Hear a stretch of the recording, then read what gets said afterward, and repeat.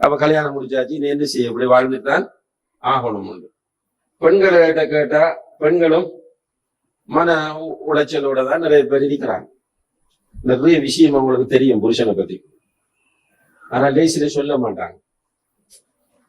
லேசில விட்டு கொடுக்கும். எப்ப சொல்ல ஆரம்பிப்பாங்க, ரெண்டு பேருக்கும் ஒரு முரண்பாடு வந்துட்டு வைங்க, அதுக்கு பிறகு கல்யாணம் முடிச்ச முதல் நாள் இருக்கே அண்டையில இருந்து ஆரம்பிப்பாங்க. அண்டைவன் ஒரு கஞ்சன்ன்றது எனக்கு தெரியும்.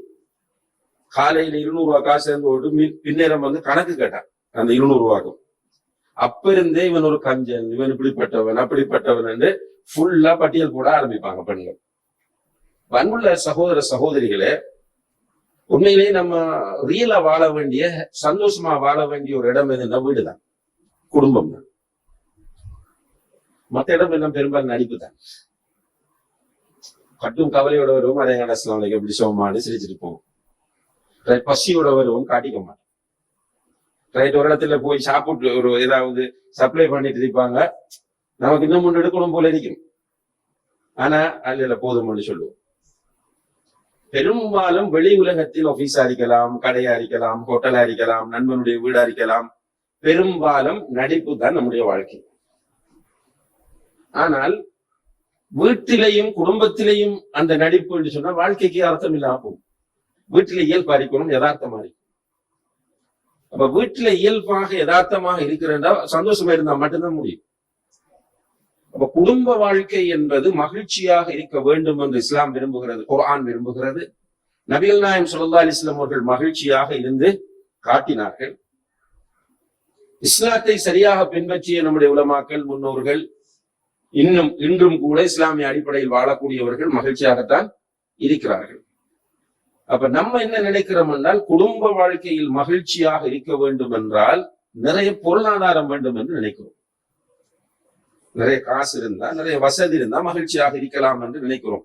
இந்த கருத்து சரியா? நிறைய காசு உள்ளாக்கள்ல வீட்டுல பிரச்சனை,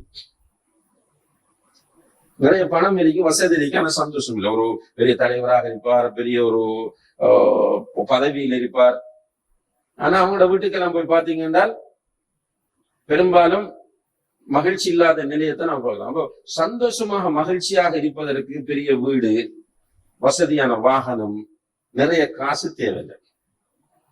மகிழ்ச்சியாக சந்தோஷமாக இருக்க வேண்டும் என்றால், இன்றைக்கு நான் சொன்ன மாதிரி சகோதரர் சதகத்துல்லா கான் போன்ற பலர் புரோகிராம் நடத்துறாங்க. இந்த புரோகிராம்கள்லயும் போய் உட்கார தேவையில்லை.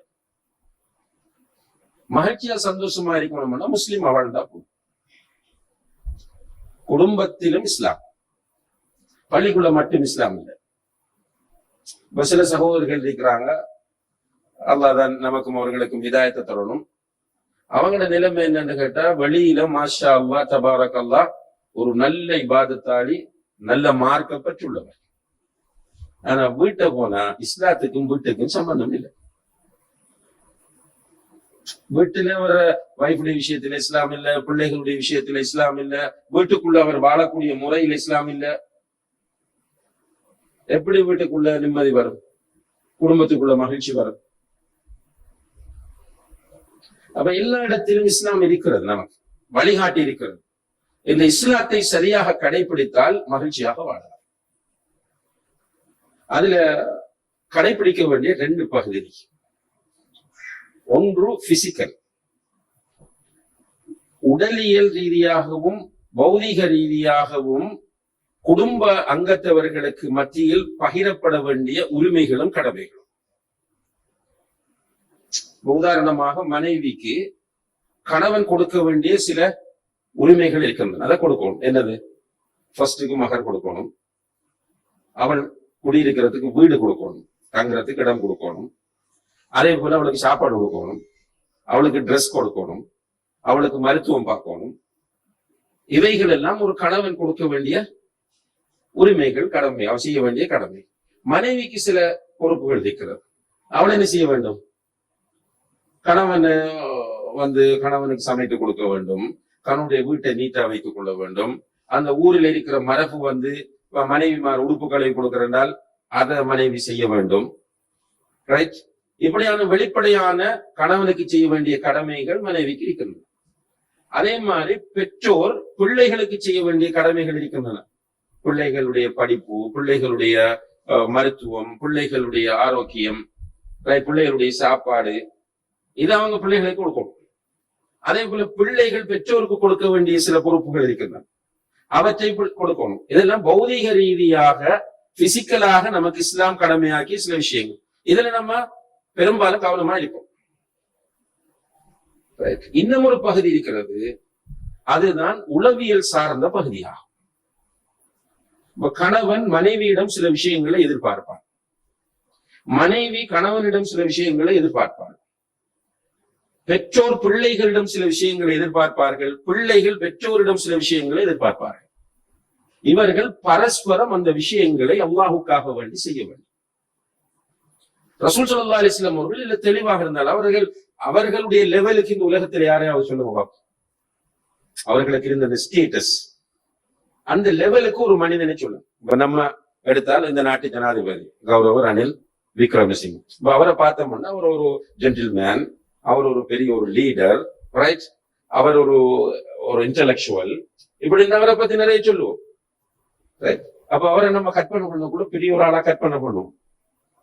ரசூலுல்லாஹி அலைஹி வஸல்லம் அவங்கள்ட்ட கொண்டு போய் வச்சா நம்முடைய பார்வையில் அவர் ஒன்றும் இல்லை. அல்லது ஜோ பைடன் பெரிய ஒரு அமெரிக்காவுடைய ஜனாதிபதி, ரசூலுல்லாஹ்வோட வச்சா ஒன்றும் இல்லை. அதுக்கு முந்தின தலைவர்கள் இருக்கிற தலைவர்கள் என்று வச்சா உத்தரம் ரசூலுல்லாஹ்வுக்கு ஈக்குவலா நம்மளோட பார்வையில் வர மாட்டோம். ரசூலுல்லாஹ்வுடைய ஃபேமிலி லைஃப பாருங்க, வெளிப்படையா கிடக்கு. அல்ஹம்துலில்லாஹ். குடும்பத்தில் உள்ள ஒவ்வொருவருடைய உளவியலையும் சரியாக புரிந்து அந்த உளவியல் தேவைகளை அல்லாஹ்வுடைய தூதர் நிறைவேற்றினார்.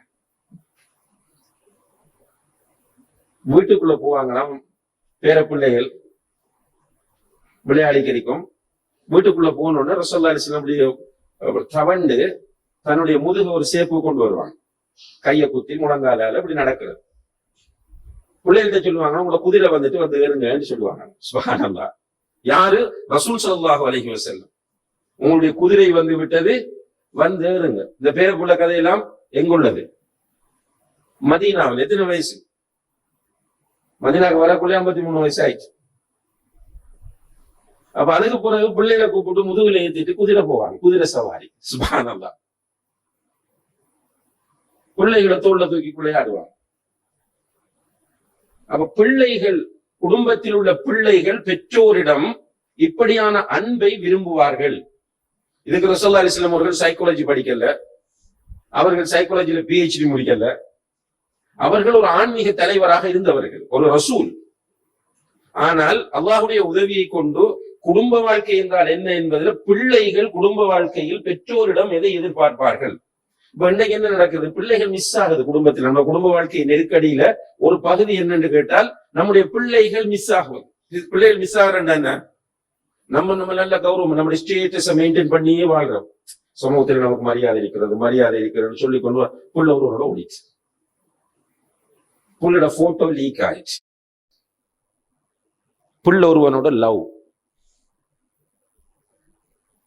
ரைட். சில இடங்கள்ல எல்லாம் பாதுகாக்கணும், சூசைட். இப்ப இதனால பிள்ளைகளுக்கு டென்ஷன் வருது. என்ன காரணம் என்று பார்த்தால், ஒரு பகுதி பெற்றோர் வீட்டில் போலீஸ்காரர்களாக இருக்கிறார்கள். அவர் நான் குழந்தை வளர்ப்புல எல்லாம் வெரி ஸ்ட்ரிக்ட். அவர் ஆர்கியூமெண்ட் தான், நான் கவனமா தான் பிள்ளை வளர்ப்பேன். எனக்கு தெரிஞ்ச ஒரு சகோதரர் என்ன செய்வாருன்னா, டைம் டேபிள் போட்டு தான் பிள்ளை வளர்ப்பார். கடும் மார்க்க பக்தி உள்ளவர். டைம் டேபிள் போட்டு ஹஜ்ஜத்துக்கு கிளம்ப வேண்டும். நம்ம எல்லாம் பார்க்கக்குள்ள நமக்கே சில நேரம் கவலை வர, நான் நம்ம மௌலவியா இருந்துக்கு இப்படி டைம் டேபிள் போடலையே.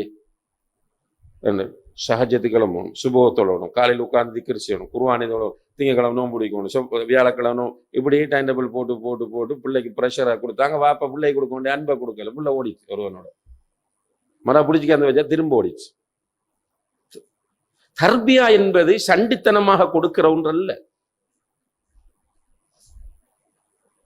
ரசூலுல்லாஹி அலைஹி வஸல்லம் அவர்கள் சண்டித்தனமாக தர்பியா கொடுக்கவே இல்லை. இப்ப நல்ல வாப்பமார், நல்ல பாவம் அவர்கள், மார்க்கப்பட்டுள்ளவர்கள், பெரிய தாடி வைத்துக் கொள்வார்கள், கரண்டைக்கு மேல தௌபை சாரணம் உயர்த்திக் கொள்வார்கள், முன்சஃப்ல தொழுவார்கள், நிறைய அல்லாஹ்விடத்தில் மன்றாடுவார்கள். ஆனா அவங்களுக்கு காமன் சென்ஸ் இல்லை. அவங்க நினைக்கிற பெரம்பு அடி உததான் சொல்லுவார் சில வாப்பமார். நான் வீட்டை போனா எல்லாம் அமைதியாயிரும், ஹப்சிப், ஒத்தரும் பேச மாட்டாங்க. இந்த டிவி பார்க்கறது, போன் பார்க்கறதெல்லாம் நான் வீட்டை இருந்தா நடக்காது. நீங்க வந்தது பிறகு நடக்குது எல்லாம். பிள்ளைகளோடு நீங்கள் அன்பாக இருக்கும் போதுதான் நீங்க பிள்ளைகளுக்கு ஹீரோவும் ரோல் மாடலும். இப்ப நிறைய பிள்ளைகள் வாப்பாமாரோட தொடர்பு வைக்க விரும்புறதே இல்லை. ஏன்? எப்ப பார்த்தாலும் வாப்பாக்கு டென்ஷன். அது இந்த காலத்தில், இந்த டெக்னாலஜி வளர்ச்சி அடைந்த இந்த காலத்தில் நிறைய பேர் ஒரு வகையான ஸ்ட்ரெஸ், போன் கொண்டு ஸ்ட்ரெஸ் ஆக்கி வச்சிடி. அந்த ஸ்ட்ரெஸ் எல்லாம் எங்க காட்டுறாருன்னா பிள்ளைகளை காட்டுறார். இப்ப பிள்ளைகள் எதிர்பார்க்கக்கூடிய உளவியலை ஒரு தந்தையால் கொடுக்க முடியாத போது அந்த குடும்பத்தில் மகிழ்ச்சி இருக்காது.